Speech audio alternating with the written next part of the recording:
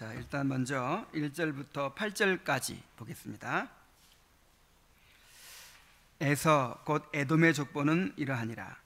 에서가 가나안 여인 중 헷 족속 엘론의 딸 아다와 히위 족속 시브온의 딸인 아나의 딸 오홀리바마를 자기 아내로 맞이하고 또 이스마엘의 딸 느바요의 누이 바스맛을 맞이했더니 아다는 엘리바스를 에서에게 낳았고 바스맛은 르우엘을 낳았고 오홀리바마는 여우스와 알람과 고라를 낳았으니 이들은 에서의 아들들이요 가나안 땅에서 그에게 태어난 자들이더라. 에서가 자기 아내들과 자기 자녀들과 자기 집의 모든 사람과 자기의 가축과 자기의 모든 짐승과 자기가 가나안 땅에서 모은 모든 재물을 이끌고 그와 그의 동생 야곱을 떠나 다른 곳으로 갔으니 두 사람의 소유가 풍부하여 함께 거주할 수 없음이러라. 그들이 거주하는 땅이 그들의 가축으로 말미암아 그들을 용납할 수 없었더라. 이에 에서 곧 에돔이 세일산에 거주하니라. 아멘. 창세기 27장부터 35장까지에서 야곱의 역사를 다루었습니다. 이제 야곱의 이야기를 마무리하면서 일종의 부록처럼 36장에서 에서의 행적과 그의 후손들에 대하여 이야기하고 있습니다. 본문에는 에서의 후손들 또한 에서가 세일산을 차지하기 전에 그곳을 차지하고 살던 호리족 속의 족장들, 또 에돔 땅을 다스리던 왕들, 그리고 에돔 족속에서 나온 족장들이 열거되고 있습니다. 창세기의 1차 독자인 출애굽한 이스라엘 백성에게는 앞으로 계속해서 부딪히게 될 에서의 후손들에 대해서 잘 알 필요가 있었을 것입니다. 그러나 우리에게는 이 명단이 별 의미도 없고 또 우리와 전혀 상관이 없는 내용처럼 그렇게 보입니다. 성경을 읽을 때 이런 부분은 그냥 지나치고 싶은 유혹이 들어요. 특히 설교자에게는 더욱 이런 본문은 그냥 지나쳤으면 좋겠다 그런 생각이 들 때가 있습니다.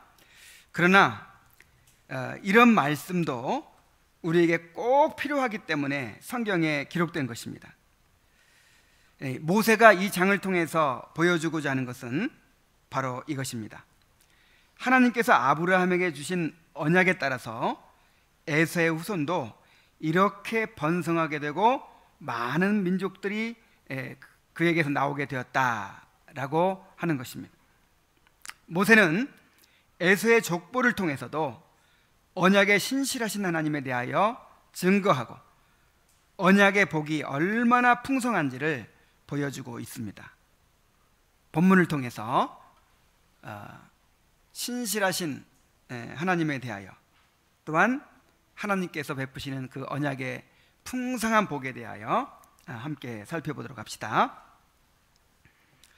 자, 1절부터 8절까지에는 우리가 방금 읽었던 대로 에서의 행적이 기록되고 있죠. 야곱과 에서는 쌍둥이 형제로서 둘 다 언약의 자손으로 태어나고 믿음의 가정에서 자랐지만 두 사람은 서로 다른 삶을 살았습니다. 서로 다른 길을 갔습니다. 야곱이 인간적인 약점들에도 불구하고 언약의 복을 사모하고 언약을 따라서 살았다면 에서는 하나님의 언약보다 눈에 보이는 이익을 따라서 자기 생각대로 살았습니다. 에서의 불신앙은 이방 여인들과 결혼하는 것을 통해서도 드러났습니다. 자, 2절부터 4절까지 다시 봅니다. 에서가 가나안 여인 중 헷 족속 엘론의 딸 아다와 히위 족속 시브온의 딸인 아나의 딸 오홀리바마를 자기 아내로 맞이하고 또 이스마엘의 딸 느바요의 누이 바스맛을 맞이하였더니 아다는 엘리바스를 에서에게 낳았고 바스맛은 르우엘을 낳았고 오홀리바마는 여우스와 얄람과 고라를 낳았으니 이들은 에서의 아들들이요 가나안 땅에서 그에게 태어난 자들이더라 그랬죠. 자, 에서는 해쪽 속의 딸들인 아다와 오홀리바마와 결혼을 했습니다. 이것이 이삭과 리브가에게 근심이 되었다고 했어요. 이 하나님의 언약을 따라 사는 이 믿음의 족장들은 이 혈통과 신앙의 순수성을 유지하는 것을 굉장히 중요하게 여겼습니다. 그래서 아브라함은 자기 아들 이삭의 결혼을 이제 맡아서 진행하는 종에게 절대로 가나안 족속의 여자와 이 결혼시키지 않을 것을 맹세하게까지 했어요. 그런데 우상 숭배와 타락한 문화에 젖어 있는 가나안 여인들을 한 명도 아니고 2명씩이나 아내로 맞이했으니 에서의 가정이 어떻게 되었겠습니까? 그냥 그런 며느리 하나만 들어왔으면 그래도 이제 혼자니까 기라도 죽을 텐데 둘이나 되는 거예요. 둘이나.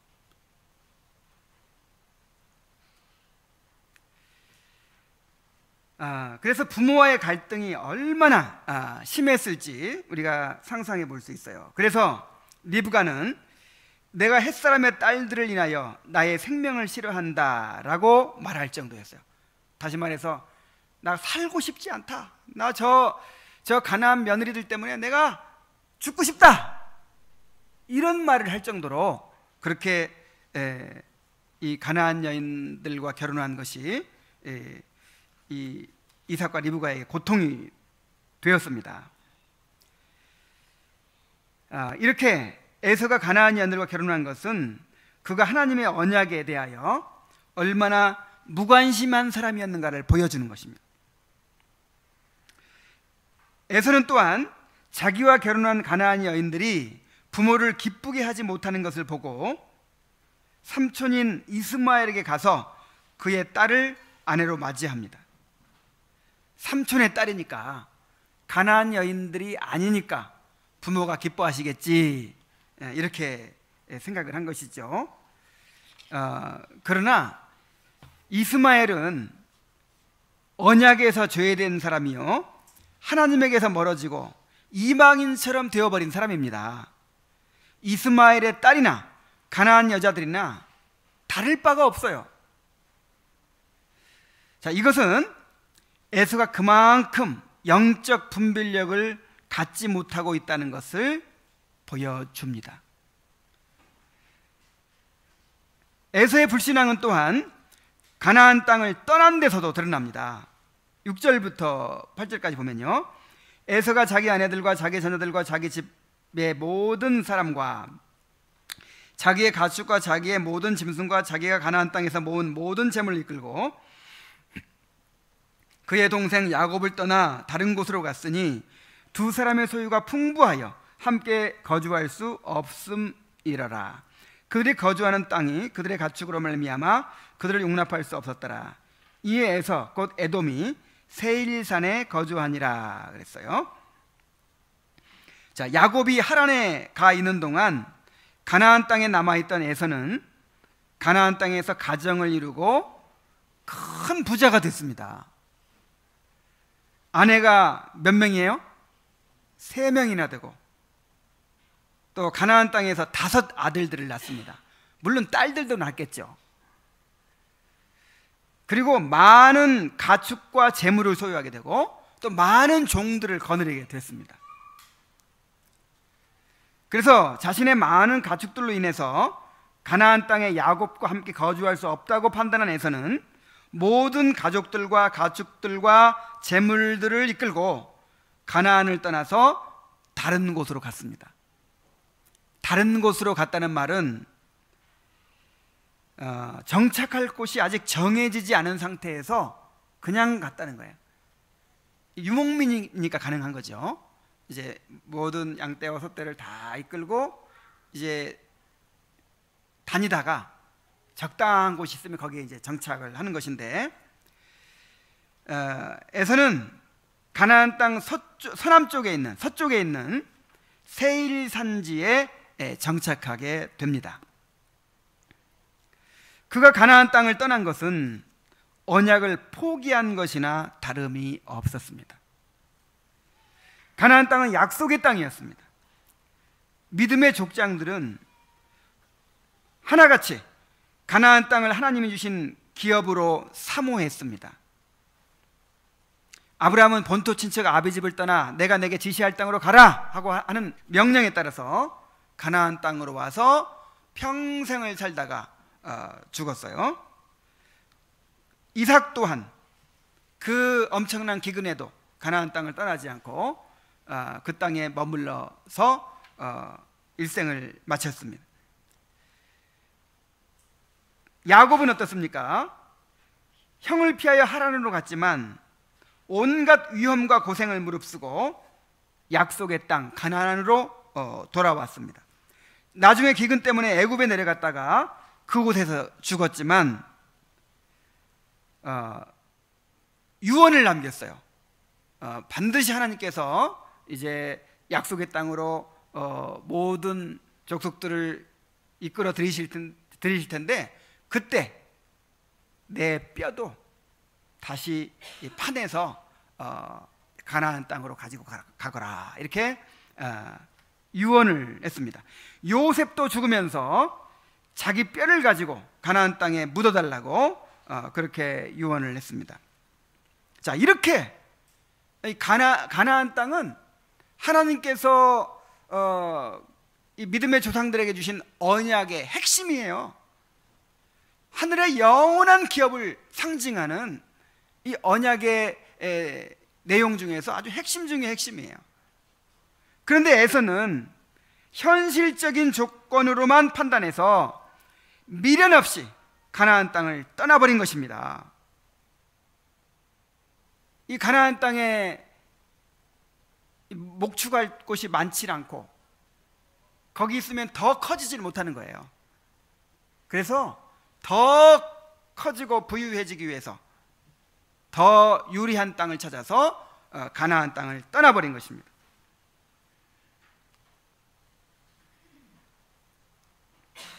이것은 그에게 언약에 대한 믿음이 없었기 때문이었습니다. 에서의 삶을 통해서 언약의 백성들이 어떻게 살아야 할지를 생각해 보게 됩니다. 언약의 백성들은 항상 언약을 따라 살아야 합니다. 자, 무엇을 따라야 살아야 돼요? 언약을 따라서. 어떻게 하면 내가 더 편하게 살 수 있을까? 어떻게 하면 내가 문제 없이 살 수 있을까? 어떻게 하면 내가 이 고통을 피할 수 있을까? 이런 것이 기준이 돼서는 안 돼요. 힘들고 어려워도 항상 약속의 땅에 거해야 합니다. 언약을 중심으로 살아야 돼요. 언약을 쫓아 살아야 돼요. 결혼을 하는 것도, 직업을 갖는 것도, 거주지를 정하는 것도, 장래 계획을 세우는 것도 다 하나님과 맺은 언약을 고려하여 결정을 해야 합니다. 이것은 다른 말로 하면 철저하게 하나님 중심, 말씀 중심, 교회 중심의 삶을 살아야 한다는 것입니다. 어느 쪽이 현실적으로 더 유리하냐 하는 것이 아니라 어느 쪽이 더 언약 백성으로서 하나님 중심의 삶을 살고 말씀 중심의 삶을 살고 교회 중심의 삶을 사는 길이냐 하는 것을 생각하고 선택을 해야 된다는 것입니다. 결국 우리의 신앙은 중요한 선택의 상황에서 드러나게 됩니다. 평소에 그렇게 신앙이 좋은 것처럼 보였더라도 막상 어떤 일을 결정할 때는 현실적인 이익을 따라서 결정을 한다면 그것이 바로 그 사람의 신앙이에요. 자, 우리의 신앙이 어디서 드러납니까? 선택에서 드러나요. 어떤 일을, 중요한 일을 결정하는 데서 드러나게 된다는 것입니다. 그래서 어떤 일을 선택하고 결정하는 상황은요, 우리의 믿음을 고백하는 기회예요. 그리고 선택의 상황에서 어느 쪽을 선택하느냐에 따라서 삶의 방향이 달라지게 됩니다. 운전을 할 때 길이 갈라지는 상황이 나오죠. 이 길로 갈 것인가, 이 길로 갈 것인가. 그때 어느 길을 선택하느냐에 따라서 방향이 엄청나게 달라지는 거예요. 물론 다시 돌아올 수도 있겠죠. 그러나 많은 시간과 또 에너지를 낭비하게 될 수밖에 없어요. 뭐 운전할 때는 돌아올 수 있을지 모르겠지만 우리 인생에서는 돌아올 수 없게 될 수도 있어요.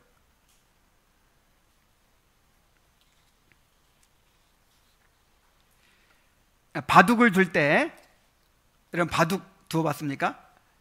그 바둑돌을 한 점을 딱 어느 지점에 놓으면요, 그것이 길이 돼요. 길이 되고 이제 이 집이 돼요. 그 한 돌을 중심으로 해가지고. 이거 어디다 어떻게 어느 지점에다 그 돌을 하나를 놓느냐가 크게 이 경기를 좌우하게 되는 거예요. 우리 인생도 마찬가지입니다. 우리가 어떤 결정을 하느냐, 이것이 바둑돌을 하나 놓는 것과 같고 운전을 하고 가다가 길을 선택하는 것과 같아요. 그것이 이제 우리의 삶의 방향을, 우리의 삶의 길이 되고 또 삶의 방향을 결정하고 우리 삶을 결정하게 되는 것입니다. 그러므로 항상 어떤 선택을 해야 할 상황이 올 때 언약을 따라서 믿음으로 선택해야 합니다. 자, 이제 9절부터 43절까지 해서 크게 번성한 에서의 후손들에 대해서 보여줍니다.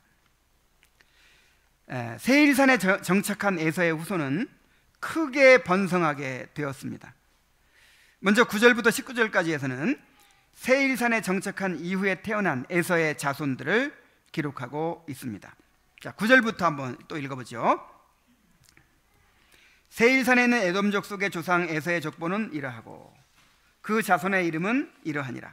에서의 아내 아다의 아들은 엘리바스요, 에서의 아내 바스맛의 아들은 르우엘이며, 엘리바스의 아들들은 대만과 오말과 스보와 가담과 그나스요, 에서의 아들 엘리바스의 첩 딥나는 아말렉을 엘리바스에게 낳았으니 이들은 에서의 아내 아다의 자손이며, 르우의 아들들은 나핫과 세라와 삼마와 미사니 이들은 에서의 아내 바스맛의 자손이며, 시브온의 손녀 아다의 딸 아나의 딸 에서의 아내 오홀리바마의 아들들은 이러하니 그가 여우스와 얄람과 고라를 에서에게 낳았더라.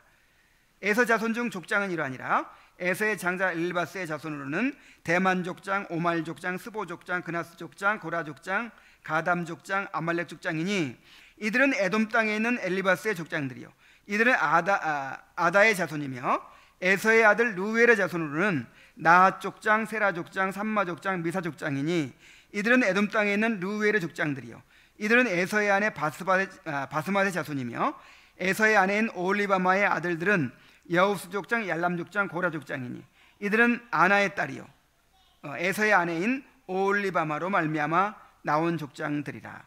에서 곧 에돔의 자손으로서 족장된 자들이 이러하였더라. 자, 에서에게서 많은 아들들이 태어나고 또 그 아들들이 다 뭐가 됐어요? 족장들이 됐어요. 에서는 총 12명의 아들을 낳았는데 그들이 모두 족장들이 되었습니다. 그리고 손자들 중에서도 족장들이 나와서 에서에게서 나온 족장들의 총수가 14명이나 됩니다. 자, 아들들은 몇 명이라고요? 12명. 12명을 낳았는데 그 12명이 다 족장들이 된 거예요. 자, 누구와 비슷하죠? 야곱과 비슷하죠. 근데 정말 신기한 것은 야곱도 12아들을 낳았는데 12아들이 다 족장들이 됐죠. 근데 이스마엘도 12아들을 낳고 12아들이 다 족장들이 됐어요. 자, 성경에서 12라는 숫자는 완전수입니다. 이들이 모두 12명의 아들을 낳은 것은 자손을 번성케 하리라는 하나님의 언약이 완전하게 이루어졌다는 것을 보여주는 거예요. 자, 또한 에서가 세일산을 차지하기 전에 그곳에 거주하고 있던 호리 족속에 대하여 이야기를 또 합니다. 20절부터 30절까지예요. 그 땅의 주민 호리 족속 세일의 자손은 로단과 소발과 시브온과 아나와 다손과 에셀과 디산이니 이들은 에돔 땅에 있는 세일의 자손 중 호리 족속의 족장들이요. 로단의 자녀는 호리와 헤맘과 로단의 누이 딥나요. 소발의 자녀는 알완과 마나핫과 에발과 스부와 오나미요. 시브온의 자녀는 아야와 아나며 이 아나는 그의 아버지 시브온의 나귀를 칠 때에 광야에서 온천을 발견하였고 아나의 자녀는 디손과 오올리바마니 오올리바마는 아나의 딸이며 디손의 자녀는 햄단과 에스반과 이드란과 그란이요. 에셀의 자녀는 비란과 사안과 아간이요. 디산의 자녀는 우스와 아란이니 호리 족속의 족장들은 곧 로단 족장, 소발 족장, 시브온 족장, 아나 족장, 디손 족장, 에셀 족장, 디산 족장이라. 이들은 그들의 족속들에 따라서 세일산에 있는 호리 족속의 족장들이었더라. 자, 여기서 원래 세일산에 살던 호리 족속의 족장들의 명단을 또 이야기하고 있죠. 아니, 에서의 자손도 별로 알고 싶지 않은데 무슨 에서가 정착하기 전에 세일산에 살던 호리 족속의 족장들까지 이렇게 다 열거를 합니까? 자, 그 이유는 뭐냐면 세일산에 에서가 이제 정착하게 되면서 그 전에 살고 있던 호리 족속들과 통혼을 해가지고 이제 서로 한민족이 되었다는 것을 보여주는 거예요. 그러니까 에서의 자손들이 그 호리 족속을 흡수해 버린 것이죠. 자, 이것은 한편으로는 에서의 세력이 그만큼 커졌다는 것이고 또 한편으로는 에서의 후손들이 완전히 이제 이방인들과 동화되어 버렸다라고 하는 것을 보여주는 것입니다. 자, 만일 아브라함이나 이삭도 자기 세력을 키우겠다, 아브라함이나 이삭이나 야곱이 내 세력을 좀 키우겠다 하고 마음먹었으면 어떻게 했을까요? 그 가나안 족속들과 결혼하면서 이렇게 통혼을 하고 또 같이 이렇게 연합을 하고 막 그랬을 거예요. 야곱도 세겜에서 그 세겜 족장이 그렇게 하자고 제의를 했잖아요. 그럼 세력이 얼마나 커졌을까요? 왜 그렇게 하지 않았습니까? 신앙의 순수성을, 또 혈통의 순수성을 보존하기 위해서요. 구별된 하나님의 백성으로서 살면서 하나님의 나라를 이루어가기 위해서였습니다. 그러나 에서는 이러한 생각이 전혀 없어요. 이러한 의지가 없어요. 자신의 세력을 키우는 데만 오로지 급급하고 있습니다. 이제 다음으로는 에서의 후손들이 세운 나라가 에돔 왕국이거든요. 그 에돔 왕국의 족장들의 명단을 기록합니다. 왕들과 족장들의 명단을 또 기록하고 있습니다. 31절부터 43절까지 봅니다. 이스라엘 자손을 다스리는 왕이 있기 전에 에돔 땅을 다스리던 왕들은 이러하니라. 부올의 아들 벨라가 에돔의 왕이 되었으니 그 도성의 이름은 딘하바며 벨라가 죽고 보스라 사람 세라의 아들 요밥이 그를 대신하여 왕이 되었고 요밥이 죽고 대만 족속의 땅의 후삼이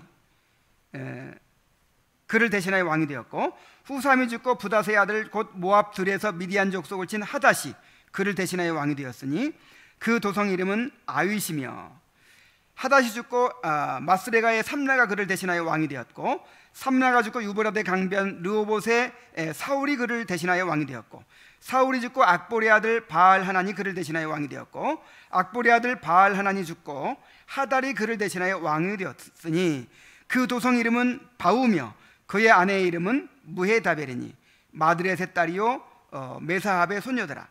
에서에게서 나온 족장들의 이름은 그 종족과 거처와 이름을 따라 나누면 이러하니 딥나 족장, 알와 족장, 에뎃 족장, 여뎃 족장, 오홀리바마 족장, 엘라 족장, 비논 족장, 그나스 족장, 대만 족장, 밉살 족장, 막디엘 족장, 이람 족장이라. 이들은 그 구역과 거처를 따른 에돔 족장들이며 에돔 족속의 조상은 에서더라.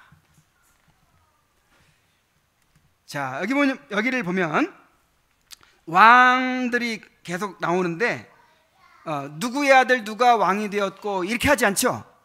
계속 집안이 바뀌죠. 그래서 이 왕위가 세습되지 않고 계속해서 다른 집안에서 왕위를 잇고 있는 것을 볼 수 있습니다. 이것은 뭐냐면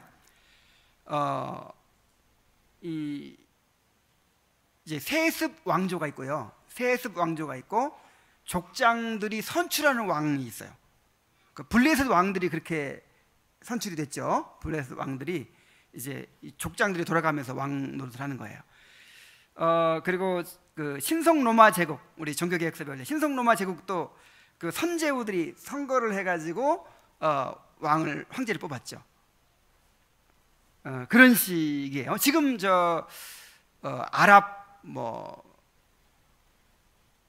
그 아랍 나라들 중에서 그 아랍, 갑자기 이름이 생각이 안 나네. 옛날에 이름은 아랍 토호국 연맹인데 기억 안 나요? 아랍에미레이트. 아랍에미레이트가 이 토호국 연맹이란 뜻이거든요. 그러니까 이제 그 부족들 연맹이 왕을 이제 세워서 이렇게 왕정을 하는 거예요. 자, 그런 식입니다. 그리고 족장들에 대하여 이야기하는데 여기에 나오는 족장들의 명단은 아마도 이스라엘 백성의 출애굽 당시에 존재했던 족장들이었던 것으로 보입니다. 자, 이렇게 에서의 후손이 번성하여 왕들이 나오고 족장들이 많이 나오게 되었다라고 하는 것을 지금 이야기하고 있는 거예요. 자, 에서의 후손들이 크게 번성했어요. 크게 번성해서 족장들이 많이 나오고 또 왕들이 이렇게 에서의 후손들에게서 나왔다. 큰 나라를 이루었다라고 하는 것을 보여주는 것입니다. 자, 우리는 에서의 후손이 번성하게 된 것을 통해서 언약의 신실하신 하나님을 발견하게 됩니다. 하나님은 아브라함의 자손이 크게 번성하게 될 것을 약속해 주셨어요. 창세기 17장 5절부터 6절까지 보면 이제후로는 내 이름을 아브라함이라 하지 아니하고 아브라함이라 하리니 이는 내가 너로 열국의 아비가 되게 함이니라.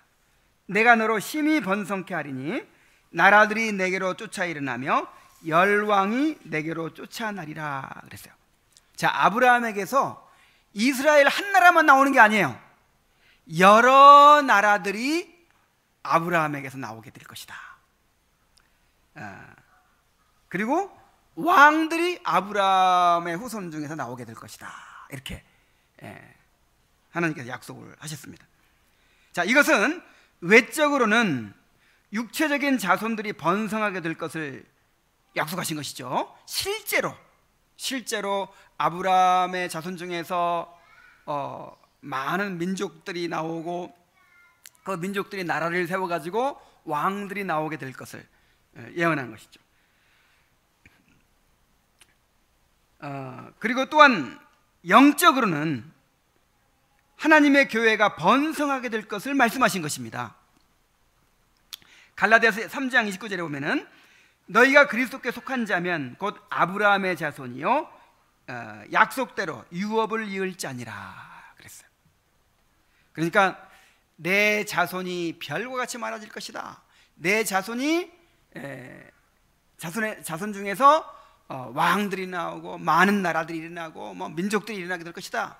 이 약속은, 자손에 대한 약속은 육적인 것이 있고 또 영적인 것이 있다 이 말이에요. 육적으로는 실제로 그렇게 육체적인 자손들이 많아지는 걸 말하는 것이고, 영적으로는 이스라엘이건 신약교회건 간에 구원받은 성도들이 이제 교회가 나오게 될 것을 예언한 것이죠. 그래서 에서의 후손이 번창하게 된 것은 바로 아브라함에게 주신 언약을 하나님께서 이루어 주신 거예요. 아브라함의 집에서 쫓겨난 이스마엘에 대해서도 하나님께서 이렇게 말씀하셨습니다. 창세기 21장 13절에 보면은 그러나 여종의 아들도 내 씨니 내가 그로 한 민족을 이루게 하리라. 지금 쫓겨나고 있는 이스마엘도 육체적으로는 누구의 씨예요? 아브라함의 씨이기 때문에 그 육체적인 언약을 이루어주겠다는 거예요. 그래서 이스마엘을 통해서도 한 민족이 이루어지고 여러 족속들이 나왔단 말이에요. 하나님이 아브라함에게 주신 언약대로 이 에서를 통해서도 이렇게 큰 민족을 이루게 하신 것입니다. 그런데 에서가 받은 복은 구원과 상관없는 외적인 복이었어요. 하나님의 언약에는 그러니까 외적인 혜택이 있고 또 내적인 혜택이 있는 거예요. 외적인 혜택은, 자, 외적인 혜택이 뭐죠? 뭐 외적인 모든 것이죠. 실제로 아브라함의 그 자손들이 많아지는 것, 육체적인 자손들이 많아지는 것, 그 다음에 가나안 땅을 차지하는 것, 그 다음에 또 뭐가 있습니까? 또 이름이 창대하게 되고 뭐 이런 것들이죠. 자, 그리고 내적인 혜택은 뭐죠? 예수 그리스도로 말미암아 구원받게 되는 것이죠. 그래서 이제 에서는 그러면 어떤 혜택을 받은 거예요? 내적인 혜택과는 관계없어요. 외적인 혜택만 받은 거예요. 자, 이스라엘 백성들 가운데도 또한 신약 교회 안에도 이런 사람들이 있습니다. 할례를 받고 세례를 받고 이스라엘 백성이 되고 교회의 회원이 되었더라도, 그래서 언약 백성에 속하게 되었더라도 단지 외적인 언약에만 머무르는 사람들이 있습니다. 에서나 이스마엘처럼. 자, 외적인 혜택도 굉장히 큽니다. 하나님의 말씀으로 가르침을 받고 또 성례에 참여하고 또 택한 자들과 함께 하나님의 섭리적 보호를 누리고 하나님의 길이 참으심을 누립니다. 여기까지예요. 근데 여기까지는 다 똑같이 누려요. 그런데 구원의 은혜에는 참여하지 못하는 사람들이 있는 것입니다. 그러니까 여러분, 세례받고 교회 회원이 되면 다 언약 백성이라고 할 수 있어요. 왜냐하면 세례가 언약 백성의 표징이니까 다 언약 백성이에요. 그렇다고 해서 세례 받으면 다 구원받습니까? 그건 아니란 말이에요. 세례 받고 말씀의 가르침을 받고 성례에도 참여하고 굉장히 큰 유익을 얻죠. 그래서 죄에 그렇게 타락하지도 않고 이렇게 교회 안에 살고 그런 은혜를 누리지만 그것이 외적 언약에 머무르는 사람도 있다는 것입니다. 어쨌든 우리는 에서의 후손들이 번성하게 된 것을 통해서 언약의 신실하신 하나님을 바라보아야 합니다. 그러니까 이 43절이나 되는 긴 장을 통해서 에서의 후손이 어떻게 번성하게 되었다, 에서의 후손들 가운데 이렇게 많은 족장들이 나오고 많은 왕들이 나오고 많은 민족들이 나오게 되었다 라고 하는 것을 지금 강조하는 이유가 뭐라고요? 하나님께서 아브라함에게 주신 언약을 이렇게 신실하게 이루어주고 계신다. 육적으로도 이렇게 신실하게 이루어주고 계신다. 이렇게 지금 보여주고 있는 것입니다.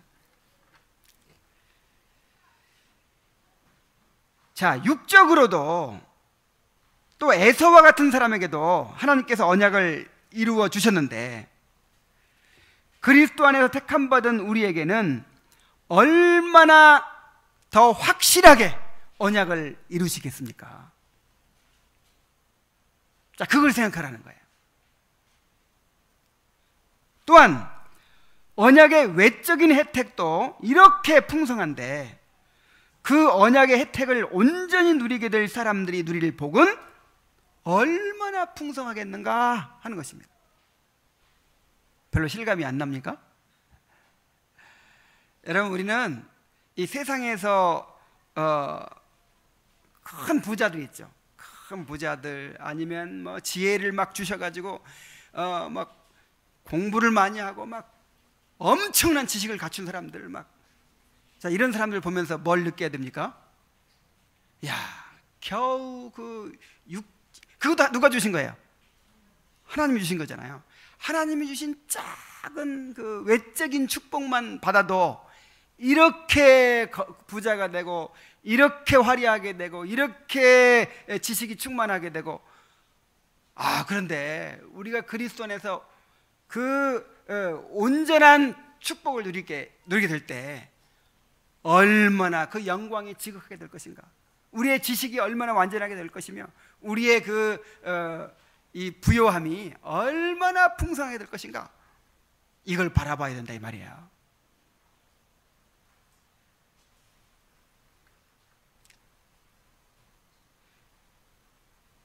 또한 이 땅에서는 오히려 택함받지 못한 사람들이 택함받은 사람들보다 더 잘 된다는 것을 또 알 수 있어요.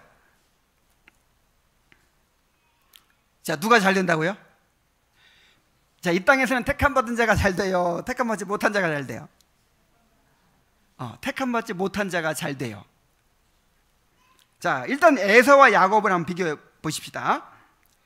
야곱은 77세까지 결혼도 못하고 그렇게 늙어가고 있었어요. 그런데 에서는 40세에 벌써 아내가 몇 명? 3명입니다. 야곱은 하란에서 종살이를 하고 있을 때 에서는 아들들을 5이나 낳고 많은 가축과 재물을 소유하게 되고 많은 종들을 거느린 부자가 됐어요. 이렇게 모든 면에서 에서는 야곱보다 앞서갔습니다. 또 야곱의 후손과 에서의 후손을 비교해 봅시다. 야곱의 후손들이 애굽에서 노예 생활을 하고 있을 때 에서의 후손들은 벌써 에돔이라는 나라를 세우고 있었어요. 자, 나라가 세워지면 처음에는 이제 부족의 형태죠. 처음에는 나라가 세워지기 전에 부족의 형태로 있다가 부족들이 연합해가지고 이제 부족 국가가 됩니다. 부족 국가. 그 다음에 더 발전하면 이제 왕정 제도가 생기죠. 자, 그런데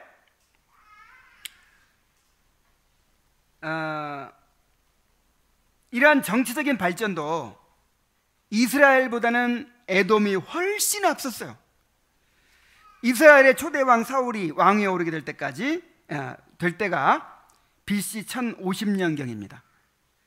그런데 에돔은 그보다 800년 이상 앞서서 BC 1900년경부터 이미 왕정제도가 시작됐어요. 자, 몇 년이나 앞섰다고요? 800년 앞서서 벌써 왕이 생겼어요. 그래서 그 이스라엘의 왕이 있기 전에 에돔의 왕들이 이러하니 라고 말하고 있잖아요. 창세기 초반에 보면 아담의 후손이 경건한 셋의 후손과 신앙이 없는 가인의 후손으로 이제 분리되었는데, 자, 어느 자손이 이 세상의 문화를 주도해 갑니까? 셋의 자손이에요? 가인의 자손이에요? 가인의 자손이에요. 최초의 목축업자 누구 자손이에요? 가인의 자손이에요. 최초의 철공 기술자 가인의 자손이에요. 최초의 음악가 가인의 자손. 최초의 성 건축자 다 가인의 자손. 이 가인의 자손들이 세상의 문화를 주도해 가는 거예요. 후에 이스라엘 백성이 가나안 땅에 들어가고 나서도 마찬가지입니다. 자, 이스라엘은요, 누가 다스리는 나라예요? 하나님이 왕으로 다스리는 나라예요. 그러니까 세계에서 제일 선진국이 되어야 마땅하죠. 문화도 발전하고 경제도 발전하고 군사력도 강하고. 근데 그렇지 않았어요. 이스라엘보다 주변 나라들이 문화적으로나 군사적으로나 훨씬 앞섰습니다. 사무엘 시대에 이스라엘의 숙적이 블레셋이었죠. 근데 블레셋은 모든 면에서 이스라엘보다 나았습니다. 상대가 안 되는 거예요. 한 가지 예를 들면, 블레셋은 철기 문화가 발달해서 철 연장을 사용하고 또 철로 된 무기들을 막 사용합니다. 근데 이스라엘에는 철공 기술자가 한 명도 없었다고 해요. 그래서 이 철로 된 연장을 손질하려면 어디로 가야 돼요? 블레셋까지 가야 한다는 거예요. 이게 얼마나 뒤떨어진 거예요. 더군다나 당시 세계를 호령하던 애굽이나 아람이나 아수르나 바벨론이나 메데파사 같은 대국들과는 그야말로 비교도 할 수 없는 거예요. 그래서 이스라엘 백성들이 항상 주변 나라들 바라보면서, 주변 나라들 보면 경제적으로 앞서가죠, 문화적으로 앞서가죠, 군사적으로 앞서가죠. 자기들은 너무 뒤떨어진 거예요. 그러니까 늘 부러워가지고 저 나라들은 어떻게 해서 저렇게 부자가 되는가, 어떻게 잘 사는가. 가만 보니까 바알신을 섬겨요. 바알신. 이 농사를 지배하는 신 바알신을 섬기니까 잘 되는 것 같아요. 우리도 바알신을 섬겨야 되겠다. 그래서 우상숭배를 늘 배워오는 거예요. 자, 이것은 오늘날에도 마찬가지입니다. 경건한 그리스도인들보다 세상 사람들이, 그리고 외적인 언약에만 머무르는 육신적인 그리스도인들이 외적으로는 되게 더 잘 됩니다.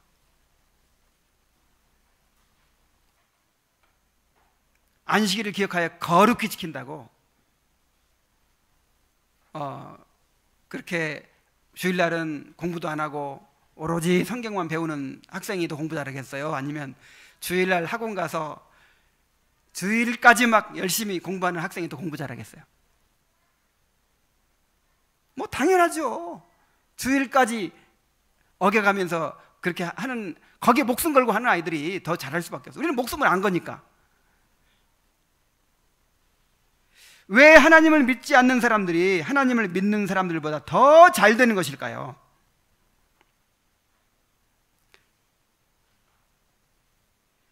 자, 그들은 세상에 속하였지만 우리는 하나님 나라의 백성들이기 때문입니다. 세상 사람들이나 육신적인 그리스도인들은 이 세상을 사랑하고 이 세상 것들에 집착을 하면서 삽니다. 그렇지 않습니까? 이 세상이 전부잖아요. 이 세상에 성공하지 못하면 영원히 성공할 수 없어요. 그죠? 이 세상에서 누리지 못하면 영원히 누릴 수 없어요. 이 세상이 전부예요. 그리고 이 세상에 목을 메고 살 수밖에 없어요. 근데 우리는 그렇지 않아요. 이 세상은 단지 그냥 우리가 천국을 향해 가는 과정에 있는 여행지일 뿐이에요. 그냥 지나가는 그런 여행지일 뿐이에요. 얼마나 더 잘 사느냐, 얼마나 못 사느냐, 이거는 큰 문제가 아니에요. 우리의 본향은 저 하늘에 있습니다. 그래서 이 땅에 목매지 않는다 이 말이에요. 경건한 그리스도인들은 이 땅에 목매지 않아요.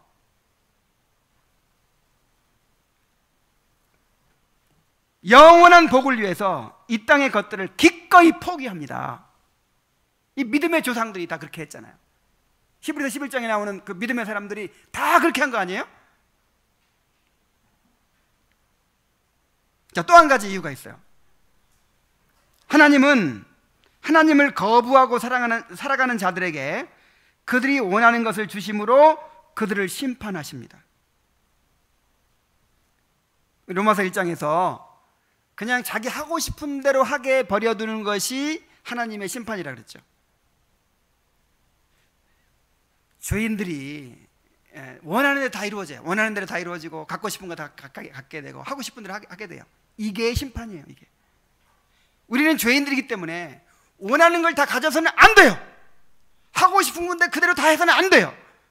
이 어린아이들이 철이 없으니까 하고 싶은 대로 하면 돼요, 안 돼요? 안 돼요. 갖고 싶은 거 다 가지면 돼요, 안 돼요? 안 돼요. 부모가 제어해 줘야 돼요. 그것처럼 이 죄인들이 하고 싶은 대로 하고 사는 게 그게 심판이에요. 그게 그냥 내버려 두시는 거예요.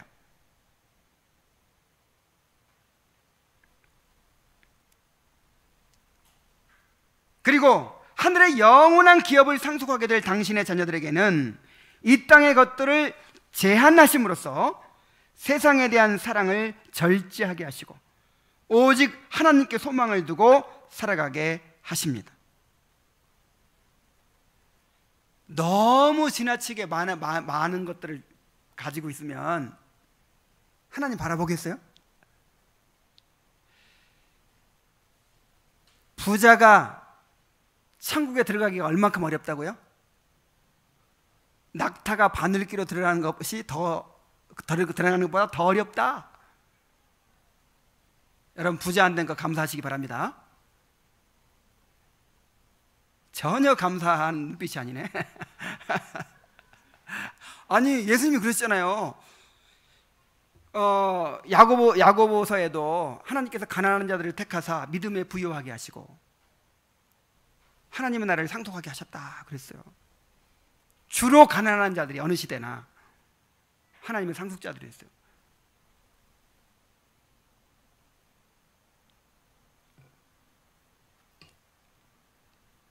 그래서 이 땅에서는 불신자들이 또는 육신적으로 살아가는 외적 언약에만 머무르는 그런 사람들이 이 외적으로는 더 잘 될 수밖에 없어요. 대개가 뭐 반드시 그렇다는 건 아니고 대개 그렇단 말이에요. 그래서 저는 정말 이해가 안 되는 것이 이렇게 증거가 명백한데도 불구하고 이 번영신학을 주장하는 사람들은 도대체 어떤 근거로 그렇게 이야기를 하고 또 그거를 그렇게 믿는 사람들은 또 어떻게 그를 믿을 수 있는지 모르겠어요.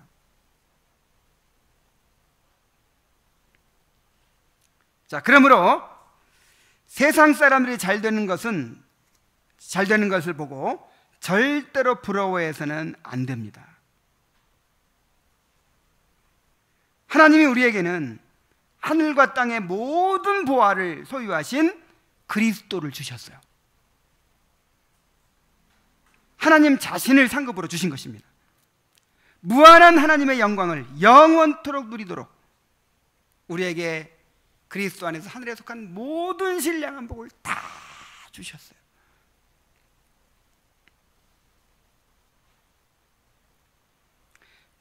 그런데도 영원히 멸망할 사람들이 썩어질 것들을 더 많이 가졌다고 해서 그것을 부러워한다면 이 얼마나 그야말로 배은망덕한 일이 되겠습니까?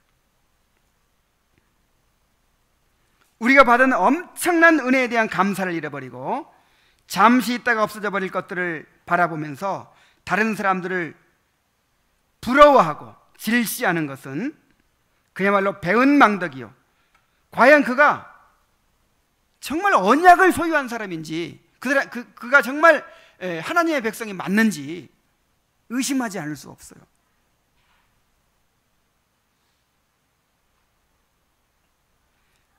다시 이제 결론을 맺으면서 다시 한번 말씀드립니다.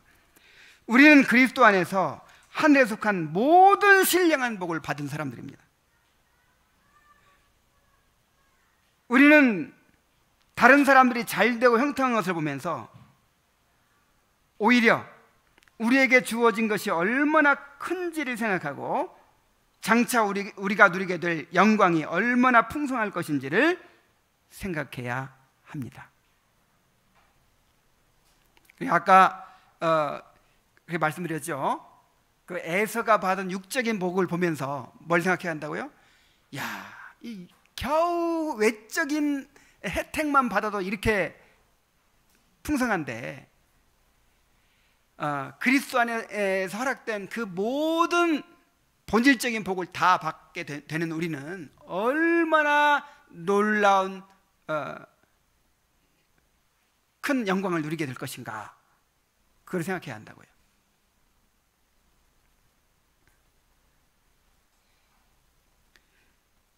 그리스도인의 삶은 천국에 들어갈 때까지 감사의 삶이어야 합니다. 감사도요, 뭐 감사의 조건을 찾아가지고 뭐 건강 주셔서 감사합니다, 이런 차원이 아니에요, 여러분. 뭐 감사할 일이 있어가지고 감사하는 그런 차원의 감사가 아니에요. 우리의 삶 자체가 은혜예요. 우리의 삶 자체가 가난하게 살아도 은혜고, 뭐 어디가 아파도 은혜고, 뭔가 모자라도 은혜고. 왜 은혜입니까? 이 모든 것들을 통해서 우리의 구원을 이루어가고 계시잖아요. 영원한 나라를 상속할 자들로 만들어가고 계시잖아요. 그러니까 조건을 초월해서 항상 감사하는 삶을 살아야 되는 거예요. 어떤 상황 속에서도. 뭔가 이 조건을 찾아서 감사하는 건, 이거는 그야말로 이 세상 사람도 똑같이 할 수 있는 감사예요. 일반 은혜에 속한 사람들, 일반 은혜만 받는 사람들도요, 이런 감사는 합니다. 정말 이 교양 있는 사람들, 뭔가 이런 사람들은 이런 감사해요. 얼마 전에 개그 프로에 뭐 감사합니다, 뭐 그런 거 나왔죠. 그리고 제가 서점에서 그 감사의 뭐 감사하는 삶이던가, 하여간 감사에 대한 책이 한 권 있더라고요. 이야, 정말 감사해야 될 이유, 감사하는 삶의 그 행복, 이걸 한 권을 썼는데 하나님 얘기는 하나도 안 나오고 불신자가 쓴 거예요. 그러니까 하나님과 관계없이 우리는 감사의 삶을 살아야 한다.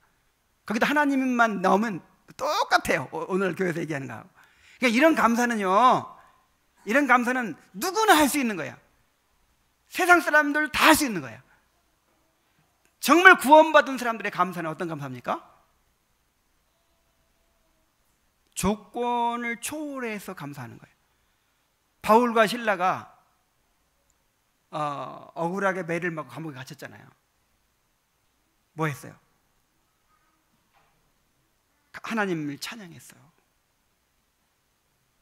찬양할 이유가 있는 거예요. 그런 일조차도 하나님의 구원 계획 속에 들어있어요. 이런 일을 통해서 그들을 이제 영원한 하나님 나라의 상속자들로 빚어가시고 완성해 가시는 겁니다.